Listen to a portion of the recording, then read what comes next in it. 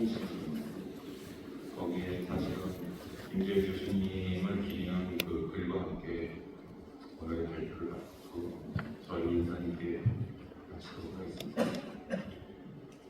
저희 현재 사용하는 기구나 만든 이거는 저한테는 어떠한 경제적인 프로핏이 없습니다.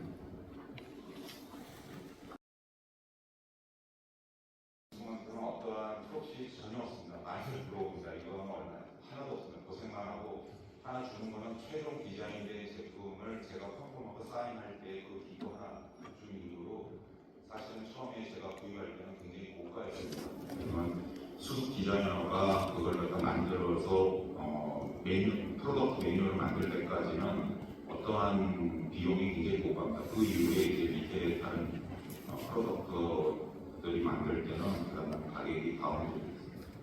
김재희 이것을 선정하도록 하겠습니다.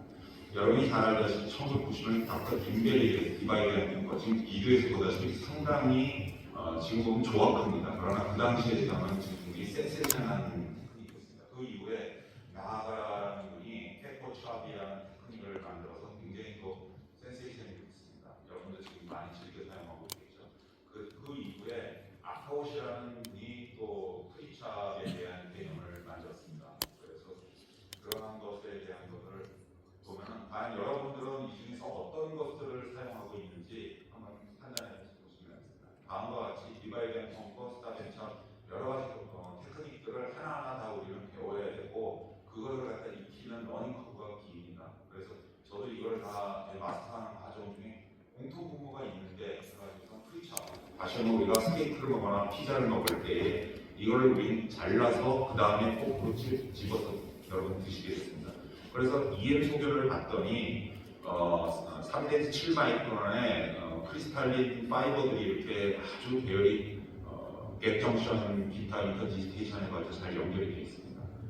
또한 그 구조는 안티리오 Y시초나 포티리오 Y시초를 중심으로 아니언 양파 껍질처럼 굉장히 규칙적으로 되어 있어서 저희의 이 구조가 어떠한 힌트가 되지 않았을까 생각합니다.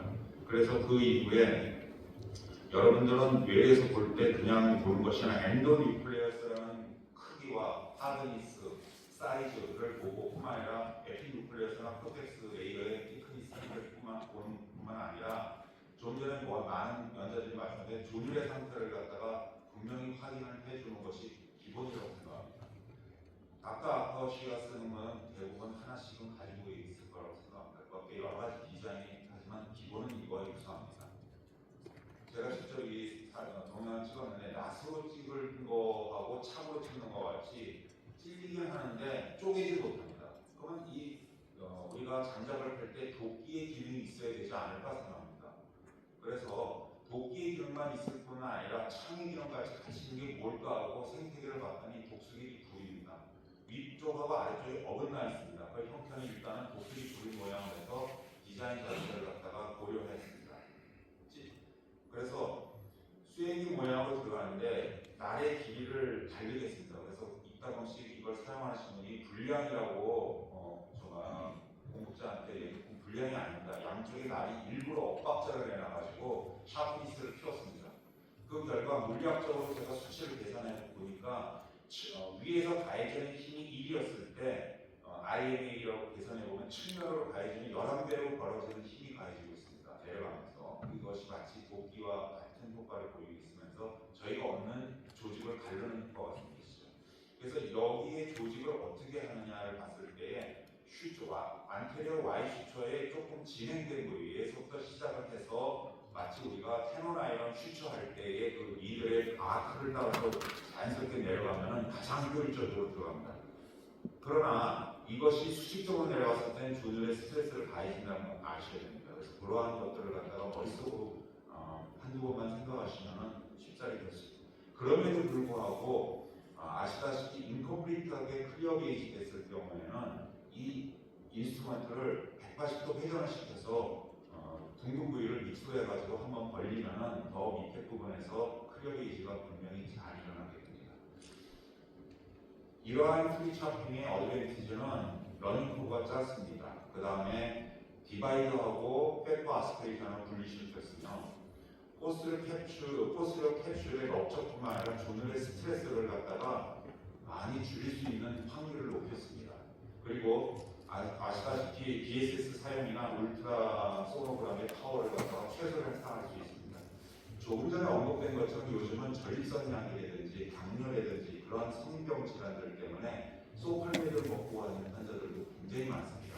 그분들에 있어서는 스몰 필로서 동공이 안 터졌을 때 우리가 이 기구를 이용했을 경우 굉장히 도움을 받을 수 있다고 합니다. 단점은 기구를 사야 됩니다. 어쩔 수 없습니다. 그 다음에 CCC가 불안정하고 인컴플리트 라디얼 캐스트는 사용은 금기입니다.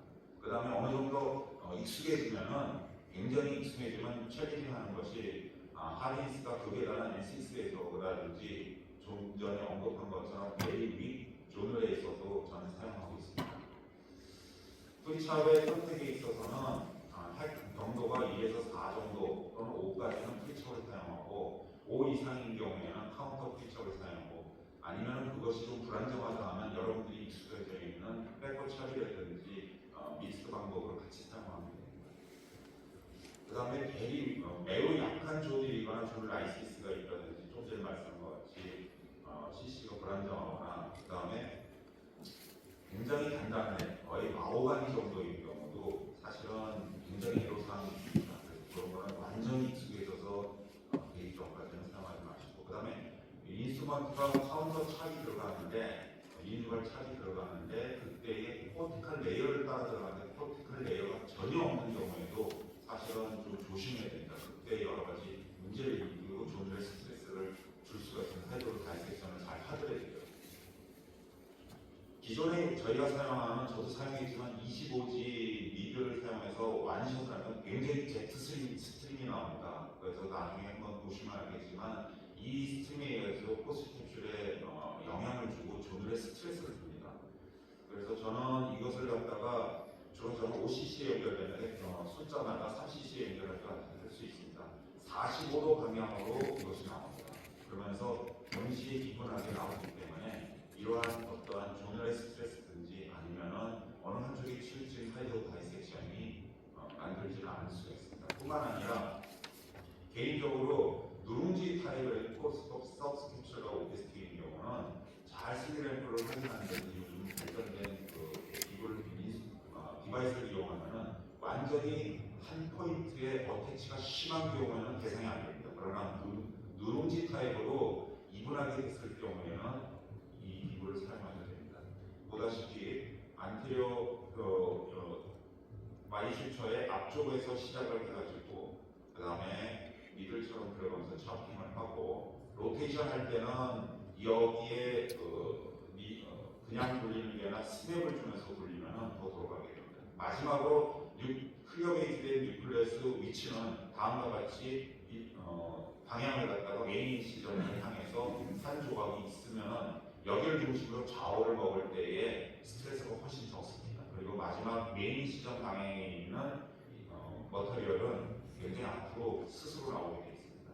만약에 인컴플리트하게 되는 경우도 있다고 할 수 있습니다. 이런 경우는 라디알로 클리어 베이스를 하면 되는데 이럴 때는 주의해야 될 게 아까 캐논 아이론 슈처하듯이 수직으로 들어가면 미를 휘는 것을 가만히 가지고 커베이처를 이용해서 하게 되면 무난하게 클리어 베이스가 되고 있습니다. 그러면 카운터 찹이라는 건 뭐냐? 여태까지 뉴클레스 서스테이너를 써보신 분들이 있을 거예요. 그러면 그거는 지지만 하는 거지 어떠한 클리어 베이지에서 힘이 프리찹화에만 치우되어 있습니다. 그러면 같이 이분하게 5대5라든지 7대3이라든지 6대3 나눔을 위해서 기존에 나아가라 하고 브라이언 킴에 대한 더블 샤퍼 카트나퍼를 사용하는데 보다시피 길이가 깁니다. 이러한 경우는 포스 캡슐이라든지 데미지를 줄 수 있습니다. 실제 저는 이걸 사용했을 때 PCR이 돼가지고 그 다음에 다시 디자인을 해가지고 2mm를 줄였습니다. 그랬더니 그러한 확률이 거의 없어졌습니다.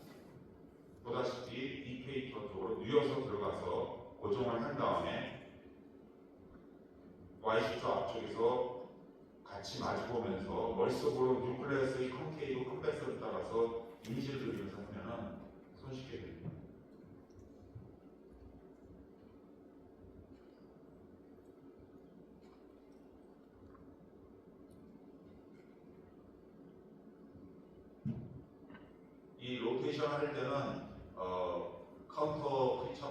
같이 돌림으로 인해서 조널 스트레스를 최대로 줄일 수가 있습니다.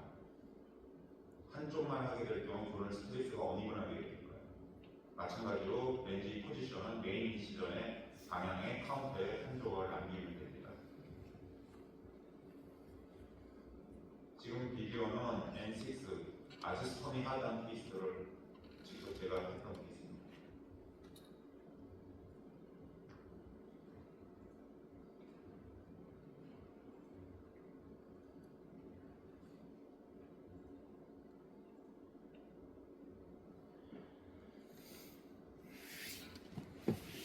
이상의 그 과거의 프로스펙티브하게 대여가 대여 안에 돈을 가지고 통계를 보면 대부분 70세 이상이었으며 그 다음에 어떠한 결과들이나 엔도세리얼 카운트나 그런 거에서는 차이가 없습니다. 다만 차이는 백업 타임의 에너지가 훨씬 적게 들고 관리에게 사용량도 줄어들었을 뿐더러 전체 수술 시간이 한 30%는 단축되어 됐습니다. 감사합니다.